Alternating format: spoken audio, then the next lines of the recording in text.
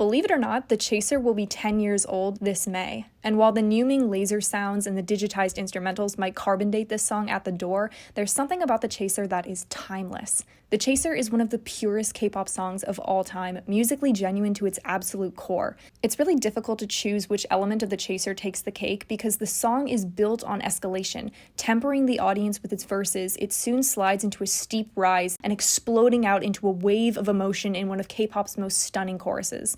The Chaser is built on beautiful act development. Take away one moment of the ride and the satisfaction isn't complete. The verses and pre-chorus don't resemble the climactic centerpiece that everyone remembers, but I think that they're the reason that chorus is just so good. A roller coaster's drop is only as good as its build, and the way the Chaser ratchets up the pressure is what makes that payoff so memorable.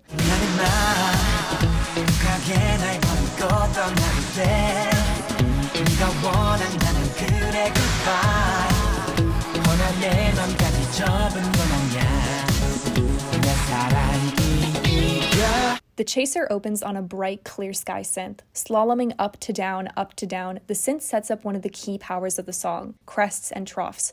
These verses are all about rhythm. The lyrics establish a pleasing syllable stitch, in and out, then pull, in and out, then pull. Fingers of bass guitar thumb between each lyric, while the percussion punches each one in half. The singing matches pace with the synth, and the verses have the job of being catchy and interesting instead of intrusive or forgettable. I feel like some current songs would do anything to skip straight to the chorus, but The Chaser uses its opening verse to temper the audience. The verses act as a control group for the rest of the song's development.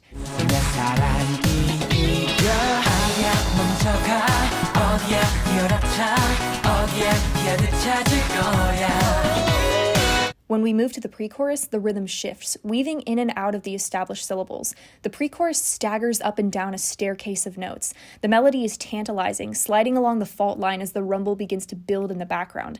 Suddenly, it commits to this insane, insistent rise, demanding the audience to know that now is the time.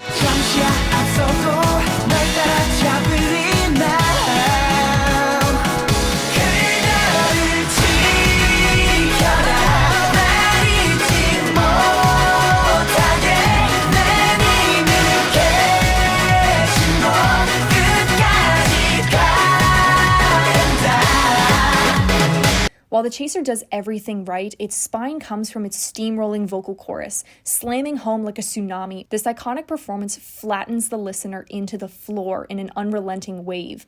The song gives a 3-syllable warning before slamming you into that long power vowel that eclipses the entire measure. The chorus doesn't just blast off from the buildup, but it hits with 3 concurrent punches that give each line of the chorus its own buildup. You can literally hear the song reload before firing again. It gives each part of the chorus something to rupture off of, and it's why this chorus hits like new every time. There's an electric line of synth zigzagging under this wave. It's a bit reminiscent of an arcade dance step game, these icy high notes pinballing underneath long, unyielding vowels in an absolute waterfall of sound. I love that the synth now takes up the rhythm of the earlier syllables and the vocals turn into instruments, holding out that power as long as it will go. The melody is supported by a constant depressurizing beat, chest-thumping percussion that rises from the epicenter. Not to be overwhelmed by one of the greatest choruses in K-pop history, Dongwoo surfs that breakdown.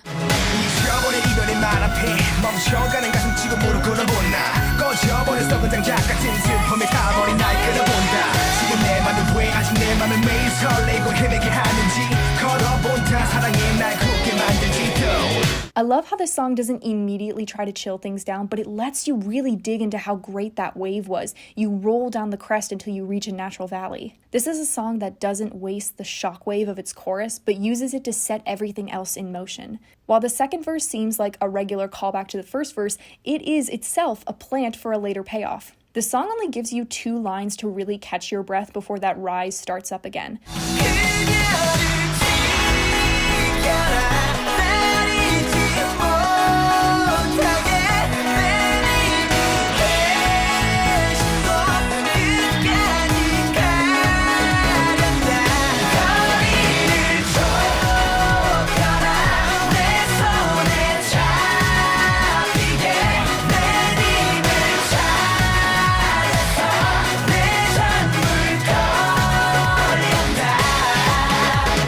Suddenly the song switches its punch. This chorus banks into a diminished solo by Sungyu, holding back the wave with a rubber band.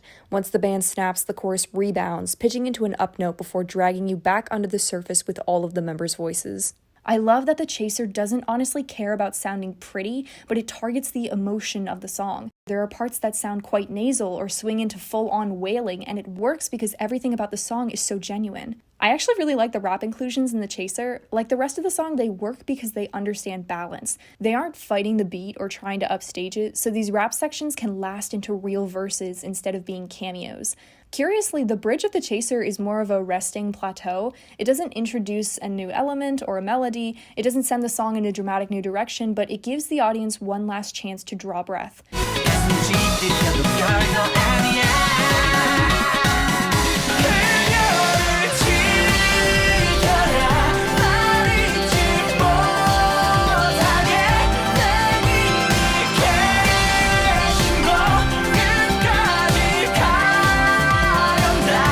This final amazing chorus doesn't stymie its beat or flatten its crest, but gives Woohyun a solo measure that delivers a raw, darker sound. The zigzag that we're so used to is stripped away so the chorus can deliver something less wild and more emotional, all while promising that this isn't over yet. Just as he finishes, the real climax looms behind him before slamming home.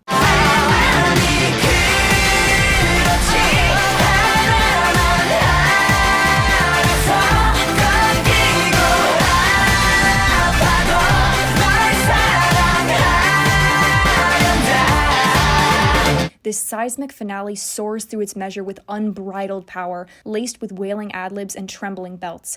You hit the victory wave, you hit the string high breakdown, you hear the segmented vocals, and what's this? The second verse payoff?